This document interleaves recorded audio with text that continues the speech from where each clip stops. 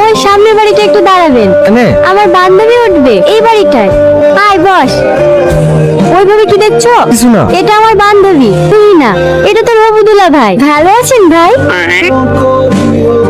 এই শাড়িটা দেখো দিনি। ভালো। ট্রাই করবো? হ্যাঁ করো। ট্রায়াল রুমটা কোথায়? ওই দেখেন সামনে। ভাবি একটু আসো না। তুমি না, তুমি আমাকে চিনতে পারছো? চিনবো না কেন? আপনি আমার বান্ধবীর হবু স্বামী আর আমার দুলা ভাই। জানতাম তুমি আমাকে চিনবে না।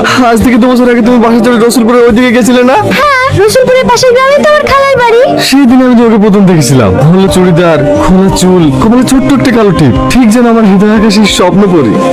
আমার অনুভূতিগুলোকে বোঝানোর জন্য পাগলের মতো বাসের পিছনে ছুটেও গেছিলাম, কিন্তু সেদিন ভাঙা সাইকেল নিয়ে আমি আমার চাঁদকে ধরতে পারিনি। ঠিক 1 মাস পরে তোমার সঙ্গে আবার দেখা। কোথায়? আমার দোকানে। সেদিন আমি তোমাকে সব কথা বলার চেষ্টা করেছিলাম, কিন্তু ভাগ্যের কি পরিহাস দেখো, সেদিনও আমি তোমাকে হারিয়ে ফেলেছি। কিন্তু আর তোমাকে হারাতে দেবো না। আমি তোমাকে অনেক ভালোবাসি। I love you Tuhina, I love you. এসব আপনি কি বলছেন?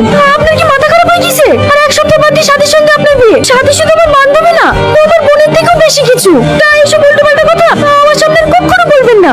হ্যাঁ আগুন, কেমন লাগছে আমাকে? কি ব্যাপার? তোমার চোখে পানি? ওর চোখে পোকা পড়েছিল তো সেই জন্য।